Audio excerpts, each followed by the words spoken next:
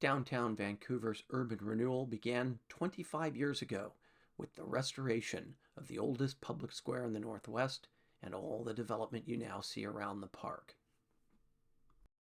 Hi, I'm Rod Sager, and I'd like to take you around the city today and show you some of what's happened over those 25 years. 340,000 people call Vancouver home, from urban neighborhoods like this to miles of cul-de-sac-clad suburbs. Vancouver's upper downtown area and midtown are seeing significant new development. Now we're panning over Officers Row, Fort Vancouver National Historic Park, and the oldest operating airfield in America, Pearson Field. But the real gem of Vancouver is the Columbia River and our beautiful waterfront. One of Vancouver's largest private employers, Zoom Info, is building their own headquarters in 2 high-rise buildings currently under construction here at Terminal 1 on the waterfront. In the foreground here, you see the 100-plus-year-old Terminal 1 dock. The old hotel was demolished there, and they're going to rebuild that dock and put a public market and other buildings in the area. Also at Terminal 1, the AC Marriott Hotel was erected last year, and that is a lovely hotel right on the waterfront. Recently, the cruise ship landing was completely redone into a beautiful park, much improved. 2 large residential projects are planned for these 2 empty blocks you see here. In the foreground, a 12-story, 200-unit building is planned, and an 8-story, roughly 150-unit development going in right behind it. And it is connected to the private waterfront development that's beginning here on the left with another hotel, the Indigo Hotel, which is a spectacular hotel and features a couple of excellent restaurants. Right next to the Indigo Hotel is the Kirkland Tower, a spectacular condominium development, one of the most premium developments in the entire region. As we move down along the waterfront, we see the original 3 buildings, an office building and 2 residential buildings that went up in 2018. Here we move to the heart of the waterfront with the Grant Street Pier, a cable-suspended pier, and the waterfront park. And as we move to the west here, we see 5 blocks of temporary parking. These will be developed as soon as the under-construction parking garage is complete. We'll see some of the newest development going in. Here, the Springs Living high-rise tower and several new apartment buildings.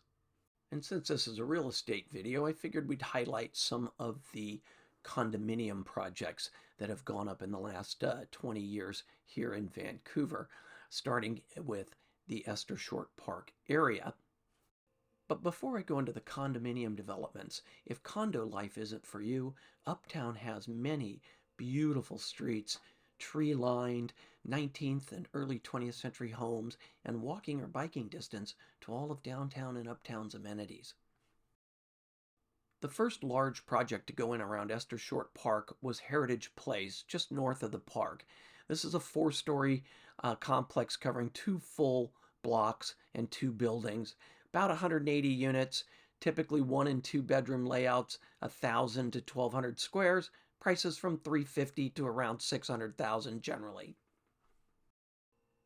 Moving to the east side of the park, we come to Vancouver Center, a bold and ambitious project it was, the first 3 of 4 towers completed in 2004.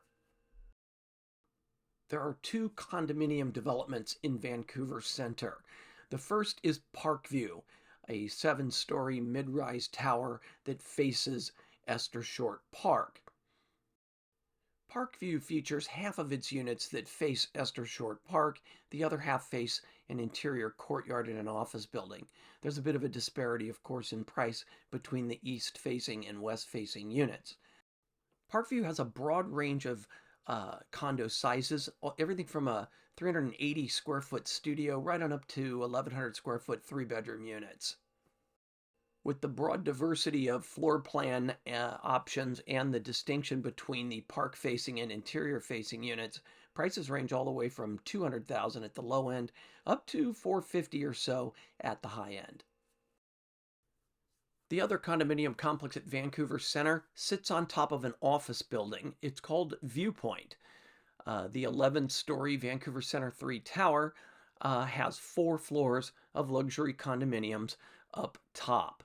This building still provides the highest viewpoint of any condominium development in Vancouver at this time, ever so slightly higher than Kirkland Tower.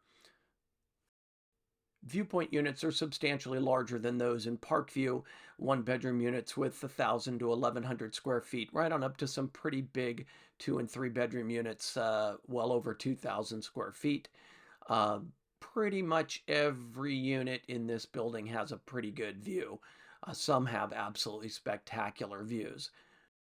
Now that the building is 20 years old, Viewpoint can be of value for what it offers. Prices in this building run from about $600,000 up to roughly $1 million, $1.2 million. Moving southeast over to 6th and Broadway, we have the Frontier Block condominiums, which are similar to Viewpoint in that they are built over the top of an office building. These condominiums sit atop a shorter 6-story building, so the 5th and 6th floors are the condominiums. There's only 22 units in this development, so it's a pretty exclusive development. And surprisingly, all of the units have a really good view. Some of them faced east, where you can see the beautiful Cascades and Mount Hood, the Columbia River. Some face south, where you can see the new Waterfront development. And those that face west and north have a nice urban landscape view.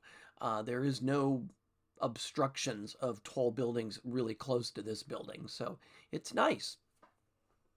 Units range from large 11 to 1,200 square foot 1-bedroom up to over 2,000 square feet 2-bedroom units.